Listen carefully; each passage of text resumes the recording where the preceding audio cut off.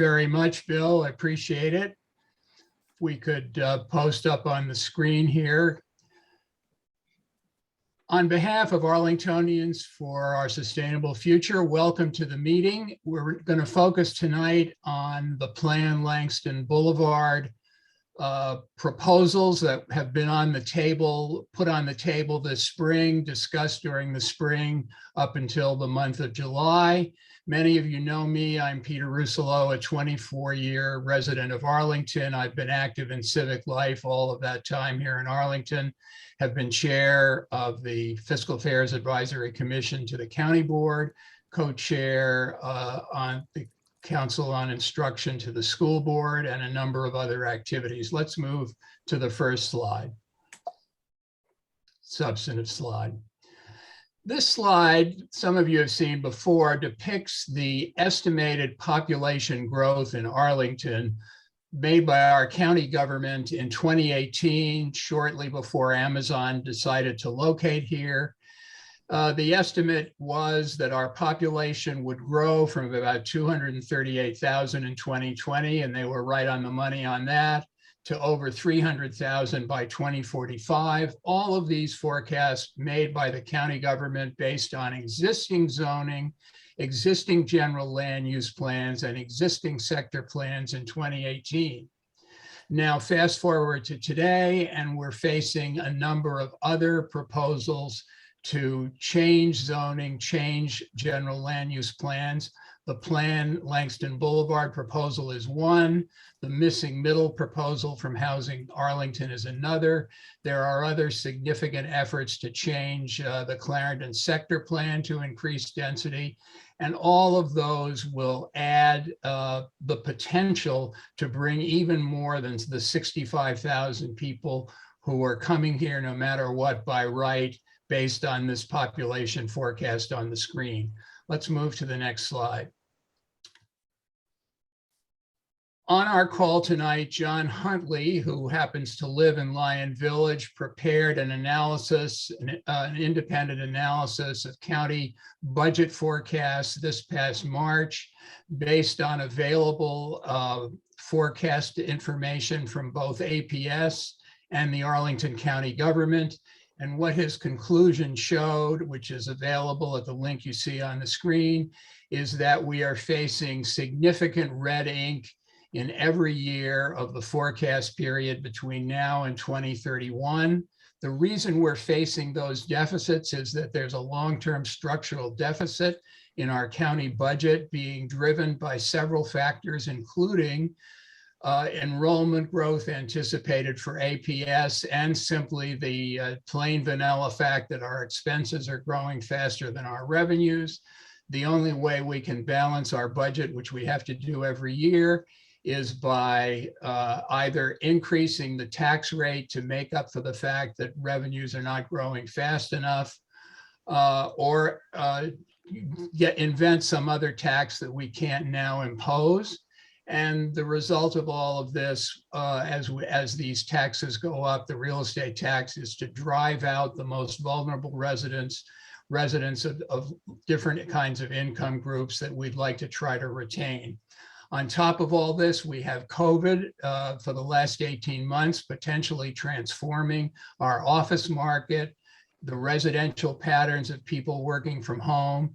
This is not the right time to make huge decisions about upzoning or grandiose changes in the general land use plan as we have for along Lee Highway, Langston Boulevard.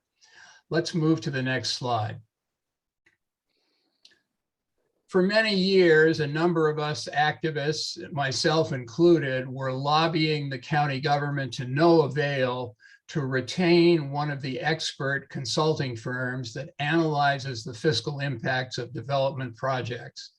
All of our neighbors use one of these firms, and in fact, most of them use a firm called Tischler Bice. After many years of advocacy by ASF and others, there's some good news, namely that the county government this spring entered into a contractual relationship with Tischler Bice, which offers a potential that the county now may be able to develop the kinds of data that all of our neighbors have been using for years.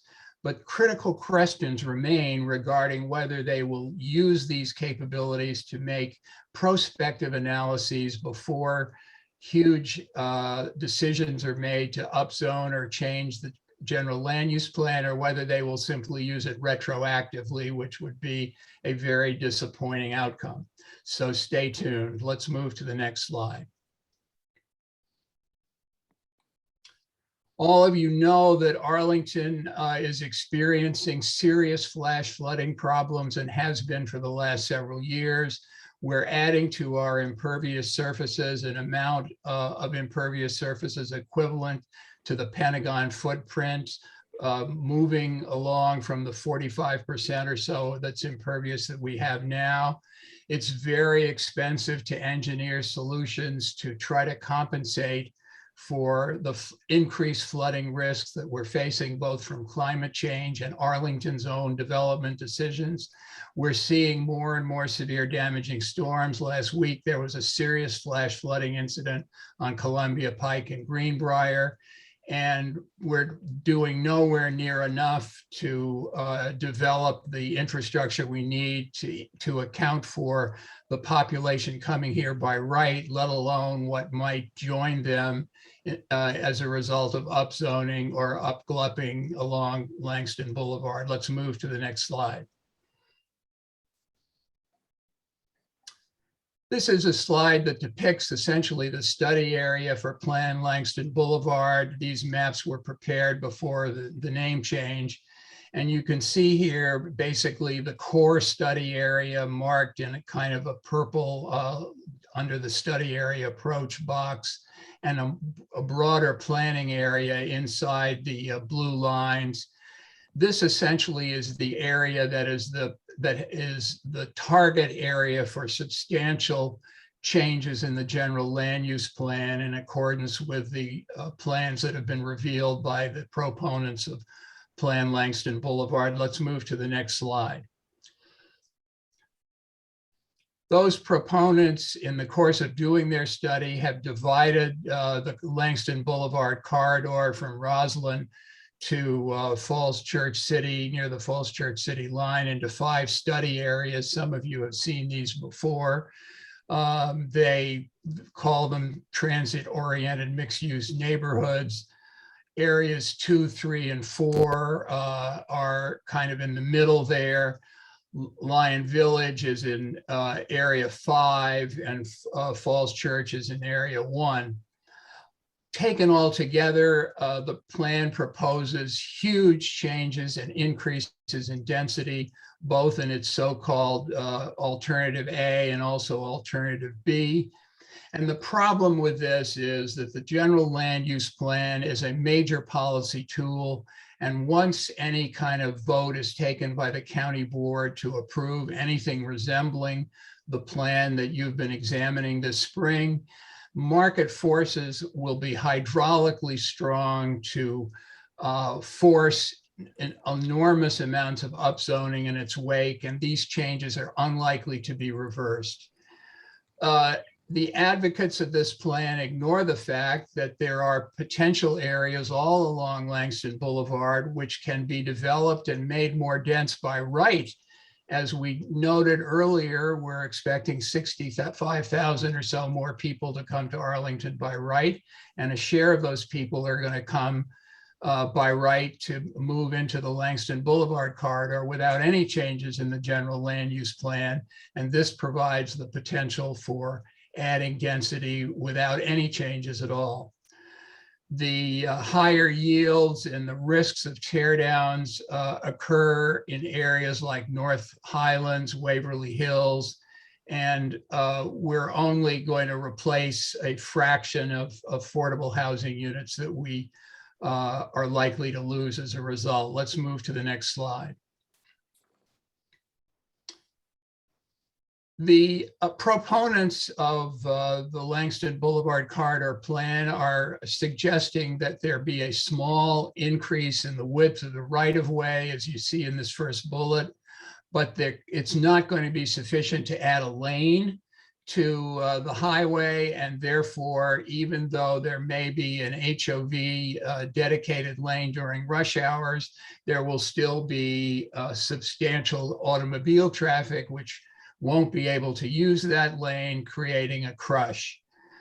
In order to actually widen the motorway, the roadway, the way the proponents want to do, that will require basically the exercise of eminent domain, because it's very unlikely that adjacent property owners are simply going to give away their property rights to this extra amount of acreage.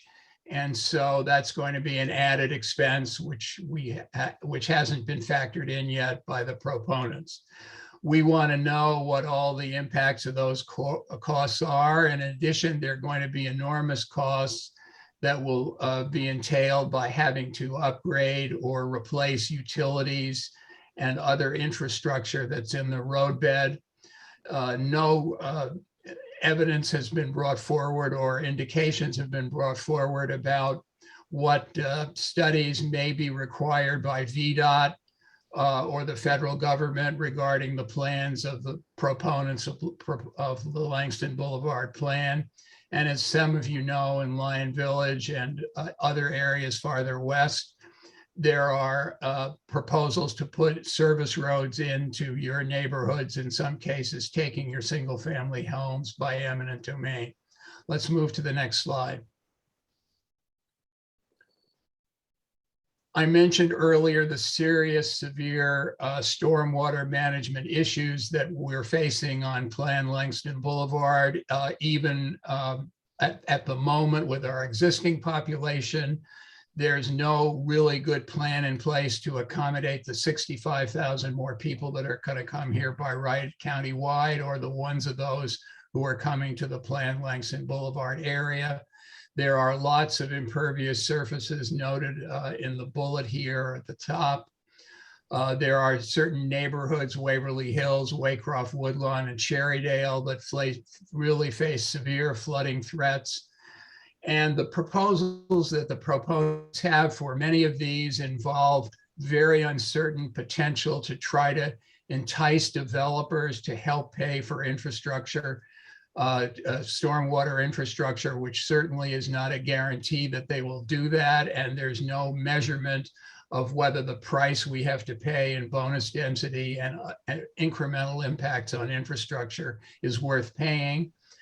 And there's also no indication yet about whether the fixes that they propose are anywhere near good enough to protect our residences that are already under severe threat and have been badly damaged in many areas like Waverly Hills in the past. Let's move to the next slide.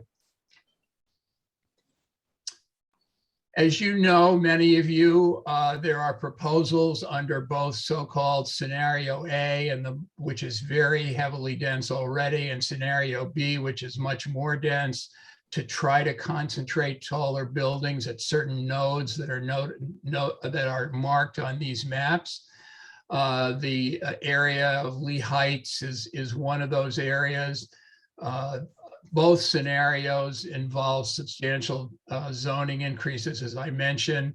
The Spout Run area near Lyon Village has a proposal to create a 15-story building in exchange, supposedly, for some contribution to a stormwater facility to try to arrest flooding into Spout Run.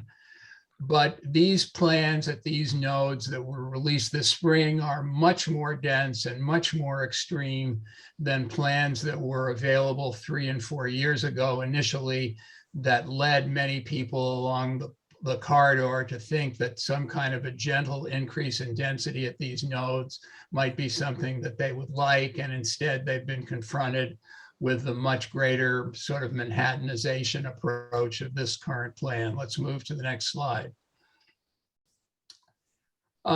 You can see on this comparison of scenario A and scenario B how both of them involve the potential for lot consolidation. Scenario B in particular produces an enormous massing in these neighborhoods. The proponents of the Plan Langston Boulevard plan have not have indicated many times that, quote, we're not asking you to choose between scenario A or B, but at other times they've said, well, what we're probably going to end up recommending is something like scenario A with elements of scenario B. But regardless, both scenarios produce enormous density with no plans yet to understand how we're going to address all the environmental and fiscal impacts that we described. Arlington already is among the densest counties in the DMV region, along with Alexandria. Other counties inside the Beltway, like Fairfax and others, are much less dense, so that Arlington already countywide and along the corridor is much denser than our farther western and southern neighbors.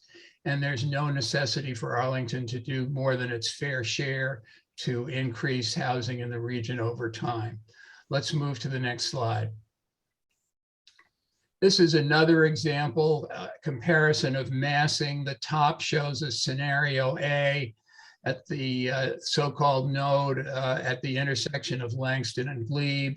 The bottom shows scenario B, the same intersection, enormous impacts there. And remember that under both of these plans, missing middle single family zoning will be replaced, some more quickly than in other places. But lurking behind that, regardless of the scope of the Plan Langston Boulevard proponents, is the Housing Arlington Missing Middle Study, which also envisions the changes in single family zoning, in particular on transportation corridors like the Langston Boulevard corridor. And there's no ability at the present time to compare and contrast what would happen under missing middle as sponsored by Housing Arlington with what would happen under Plan Langston Boulevard. But taken together, they portend even greater elimination of single family zoning than either one separately might. Let's move to the next slide. What does all this mean, and what is it that our group, Arlingtonians for Our Sustainable Future, is asking of the county, and what we would like to see you do and join and help us in asking them to do? These things are summarized here. We would like to see a definition of Plan Langston Boulevard costs and benefits before any votes are taken to change the general land use plan to massively upzone or upglup rather the entire corridor. Before any of that happens, we want the county to release all its existing long-term operating budget forecasts. And we want the county to prepare comparisons of the Plan Langston Boulevard corridor, comparing the impacts of the current by right zoning on the corridor as it could develop and increase in density under the existing GLUP and existing zoning, with the alternatives in scenarios A or B, so we can lay them side by side. And we want this done through three different lenses that are described here. We want to see that before and after, with and without the changes in the GLUP with respect to their impacts on the operating budget. We want to see it with respect to their impacts on the environment, and we want to see it with respect to their impacts on household incomes, who's going to live where, what kind of incomes are they likely to have. I'm looking forward to answering your during this session. We very likely won't be able to answer everyone's questions in the time allotted, but if you have a question that doesn't get answered, you can email us at our website and we'll follow up with you. Thank you again, and now I look forward to getting your questions. Okay, thank you very much, Peter. And we're going to open up here so folks can unmute themselves. If you are ready to ask a question, then you should be able to do that. So, Ann, do we have any questions yet? Yes, hi. So a couple people have questions in chat, so I'll ask the first one from Alice Harrington. She asked in relation to the COVID funds, will Arlington get funds from the rescue funds or have all these gone to the state? The Arlington, both is the answer to the question is both. Some funds under the COVID federal legislation came directly to Arlington, and other funds will be distributed by the state. And there are formulas about that. There's information about that available, I think, both on the Arlington County website and under the state government website. And I also think Melissa Chang, you had a question, I believe. Yeah, I have Right. two questions. Number one, is there how much right do we have to demand something like either a traffic study or a stormwater impact study? And I'm really of two minds about this because I do think that there will be tremendous impact. But at the same time, I think, gosh, it seems like such a waste of taxpayer money to even embark on this project. I don't know. I'd love to hear what you think about something like that. And then my second question is regarding the impact on the school systems, because right now there's an impending enrollment crisis already without this upzoning and without the GLUP changes. And I wonder if we can, if you have seen any plans to address the education issue, and if we can demand also some sort of study to reflect the change numbers that the upglumping would result in. Well, there's three different kinds of studies that you mentioned, and anybody on the call or any resident can certainly reach out to the government and request or demand that those studies be done. Our group certainly supports the demand, if you will, of doing the environmental impact studies and the school impact studies, as we indicated when we were discussing the last slide. We want to see the before and after impacts in both of those functional areas on the revised concept plan, whatever that ends up looking like, that the Plan Langston Boulevard proponents are going to release. On the traffic study, under certain circumstances, I do think it would be important to do that. It may not be the leading edge thing that needs to be done, but there are assumptions in the plan, for example, about the usage of buses, of the regular bus system on Plan Langston Boulevard, that presume that residents along the boulevard will be using buses at a much higher rate than is currently the case. And so some sort of a traffic analysis may be mandated at some point by VDOT, but also it may be necessary and it may be important for the county to do one at some particular time. I guess I would say, though, that we'd have a preference for the other studies you mentioned. And as far as the school impacts go, we need to see that countywide. We need to see it along the Plan Langston Boulevard corridor, because the county has completely failed to do a long-term analysis of where future school seats are going to be located countywide. And it has done everything in its power to obscure what that is. Back in 2015, a group called the Community Facilities Study Group recommended that Arlington prepare a public facilities master plan to include schools, fire stations, police stations, parks, and other public facilities on a long-term basis, so that we would know and be able to plan, both fiscally and otherwise, where those public facilities were going to go. 6 years have transpired. The county has failed to do it. And the result of that is that a substantial number of what could have been good public sites for those facilities have been lost to the private sector and private sector development and are no longer available for the public sector.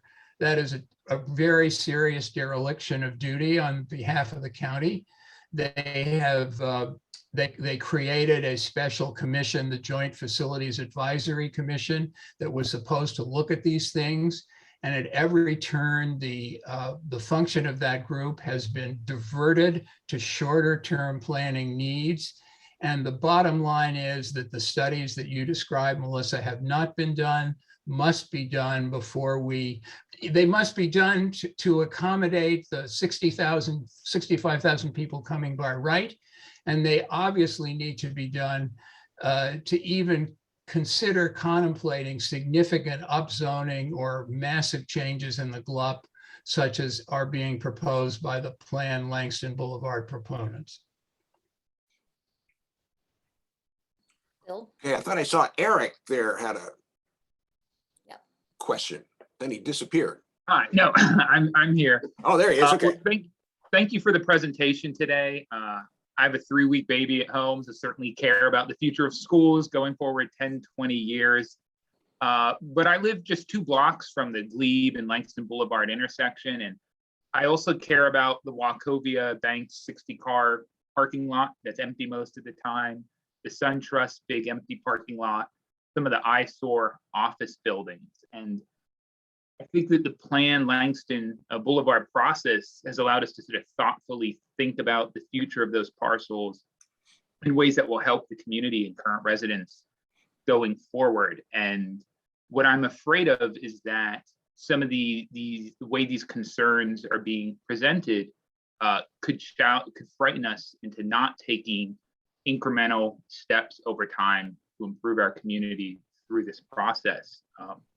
And I would hope that we would all work to make sure those concerns are part of the Plan Langston Boulevard process and not obstructions or frighten us into making no changes at all, freezing us into what we have now with no improvements. Thank you. Eric, that is a very thoughtful comment. And certainly those of us who have been involved for the last several years with Arlingtonians for a Sustainable Future agree with you that kind of thoughtful planning to consider gradual changes in areas like that particular intersection is certainly something that we encourage and would like to see moving forward. Our impression is that the people who were involved in the first phase of Plan Langston Boulevard, whose opinions were solicited about the changes that they would like to see along the corridor, expressed many of the same thoughtful concerns that you just expressed, that they don't want to stand still. They don't want to simply let the corridor proceed to develop on an ad hoc basis with no thoughtful planning. And they provided that kind of input in the sort of first round of discussion. And yet many of them in various civic associations along the corridor were shocked this spring when they saw something very different in the proposal. So I think the sentiment that you described and the thoughtfulness with which you presented it are ideas that we share and agree with. Okay, thank you very much. I think Jane Green is next up. Jane? Hi, hello, can you hear me? Yeah, you might want to turn up your volume a little bit. Okay, sorry, sometimes my microphone is a little finicky. Well, I hope you can hear me. Thank you so much for the presentation. I'm curious, to me, one of the things that's really exciting about the Plan Langston Boulevard is the opportunity that it gives for more housing that kind of fits for folks who aren't interested in living in the densest part of Courthouse or of Roslyn, but don't have the desire for, or frankly can't afford, detached single family home on a 5,000, 6,000 square foot lot. And so I'm just curious what your ideas, if we aren't building to this density, where do people go who want to live in something in between the kind of more high rise metro corridors and the very low rise, low density single family neighborhoods that are either not desirable or out of reach for people? Well, that's an excellent question, Jane, and thank you for asking it. There are many areas of the county now, especially outside of the metro corridors, that are zoned in such a way that they by right will permit the creation of smaller, less dense multifamily housing, and don't mandate in any way that it be single family housing. There are substantial portions of the county in which what the proponents of missing middle housing characterize as missing, that these types of smaller duplexes and triplexes are present, as well as